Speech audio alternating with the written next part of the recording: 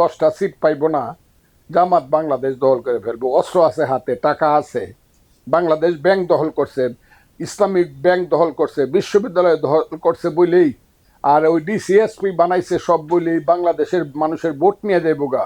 মরে গেছে গা ফজলুর রহমানরা। যতদিন মুক্তিযুদ্ধের কথাটা থাকবে ততদিন জামাত বাংলাদেশে পাওয়ারে যাবে না। 2 নম্বর নাগরিক হিসাবে তখন লাগবো বাংলাদেশে।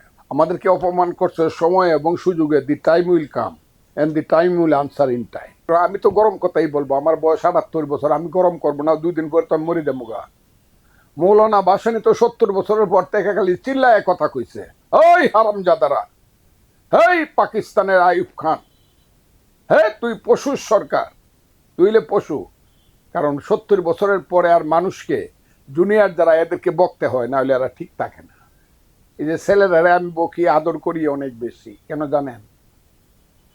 ওই যে বকছি এই কারণে, কিরে বেটা 5ই আগস্ট যে গটাইলে তোরা যে বলতাছস 2000 লোক শহীদ হয়েছে, আমিও বিশ্বাস করলাম, আমিও তোদের সাথেই ছিলাম। 30,000 লোক আহত হয়েছে, চোখে গুলি খাইছে, হসপিটালে পড়ে রয়েছে। যে তোরা বিমানে উইটা কক্সবাজার গিয়া 42,000 টাকা দামের হোটেলে ওই দিন ঘুমাইলি কেন? যে তোরা আমি বকা দিব না? আমি তোদের গার্জেন না? আমি এই কারণে আমি তোদেরকে একটা বকাও দিব না। তোরা তো কি কামড়া করলে কি? তোরা গিয়ে সমুদ্রের পারে ওই দিন বাতাস খাস, তাইলে সমস্ত মৃত্যুগুলা তো বৃথা গেছে। এই কারণে আমি বকি। আমি বকা দেওয়ার আমার রাইট আছে। বাঙালি জাতির আমার যারা জুনিয়র তাদেরকে রাইট আছে, কিন্তু আমার সালাম করারও রাইট আছে। যাদেরকে সালাম করব বয়সে যারা আমার বড়, সবাইকে আমি সালাম করে কথা বলি। আমি এটা কোনো অকথা। আমি কোর্টে গেলে জমিরুদ্দিন শিরকার সাহেবের বয়স 93 বছর, আমি দেখলেই তাকে সালাম করি। এই কোর্টে সবার সামনে সালাম করি, এটা আমার ধর্ম। আবার আমি চাবো আমার যে জুনিয়র উনি আমাকে সম্মান করুন। কিন্তু জামাত ইসলামের এই শিক্ষাটা নাই। জামাত ইসলামের জুনিয়ররা সবচেয়ে বেয়াদ্দব, এবং এইটা আমাকে খুব দুর্ভাগ্যজনকভাবে খুব ব্যথিত করছে। সমস্ত জামাত এবং তাদের ইউটিউবাররা সবচেয়ে বেশি বেয়াদব। এই দেশে যে স্লোগানে যে নোংরা ভাষাগুলো আনছে, এগুলো তারা আনছে। পচা যে কথাগুলো আনছে তারা আনছে। আমার যে বকার যে কথা এরা তারা আনছে। এরা নাকি আবার ইসলাম। আল্লাহ এদের কাছে নাকি দেশ দিতে হইব। আল্লাহ তুমি রক্ষা করো, আল্লাহ তুমি রক্ষা করো। যারা বলে গাছের ডালে খাওয়া অমুক হইল, যারা গোলাম আজমের ছবি টাঙ্গাইয়া, নিজামীর ছবি টাঙ্গাইয়া ঢাকা বিশ্ববিদ্যালয়ে বলে, হ্যাঁ গোলাম আজমের বাংলায় মুক্তিযোদ্ধার ঠাঁই নেই, আল্লাহ তুমি তাদের খাত থেকে আমাদেরকে রক্ষা করো।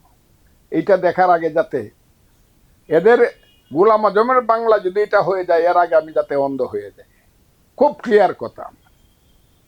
কারণ গোলাম আজমরাই পাকিস্তানে প্রথম, পূর্ব পাকিস্তানের 5 লক্ষ লোক যখন 3 দিনে টিক্কা খান মাইরে ফেল, টিক্কা খান আর মেজর জেনারেল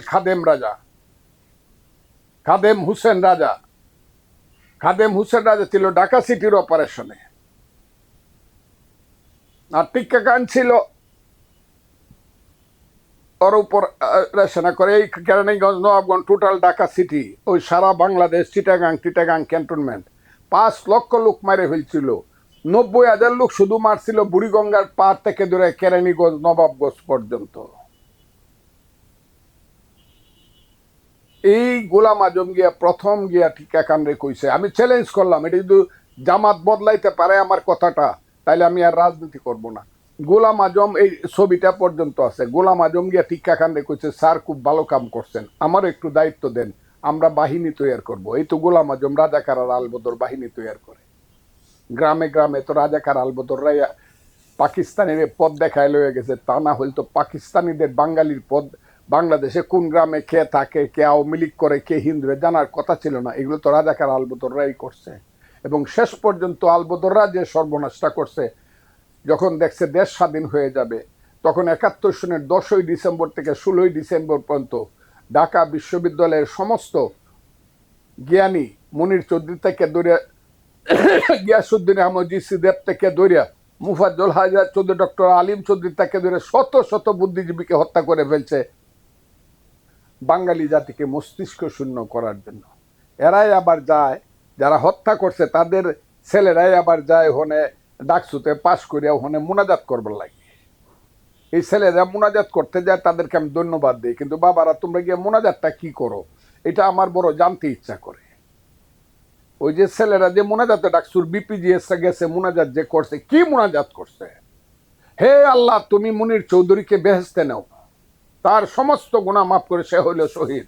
আর যারা হত্যা করে তাকে হত্যা করছে তাদেরকে হাবিয়া দুজকে নেও। এই মোনাজাতটা করছে কিনা?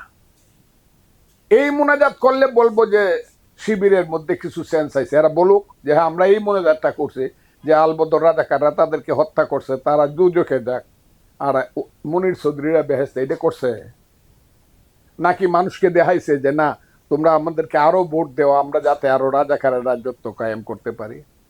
এখন তো করতেছে বাংলাদেশ নাকি রাজাকাররাই জামাত নাকি ক্ষমতায় যাইব গা। আইলোরে ভাই কলির কাল, ছাগলের সাথে বাঘের গাল, 10টা সিট পাইব না, জামাত বাংলাদেশ দখল করে ফেলবো। অস্ত্র আছে হাতে, টাকা আছে, বাংলাদেশ ব্যাংক দখল করছে, ইসলামিক ব্যাংক দখল করছে, বিশ্ববিদ্যালয় দখল করছে বলেই, আর ওই ডিসিএসপি বানাইছে সব বলেই বাংলাদেশের মানুষের ভোট নিয়ে যাইব গা। এখনই কি ফজলুর রহমানরা বাংলাদেশে মরে গেছে গা? না, মরে গেছে গা ফজলুর রহমানরা?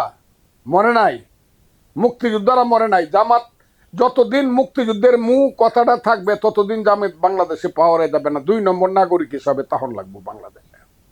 বড় বড় কথা করে ফজলুর রহমানদেরকে বিশ্রী গালি দিয়া আমাদেরকে অপমান করছে। সময় এবং সুযোগে the time will come and the time will answer in time.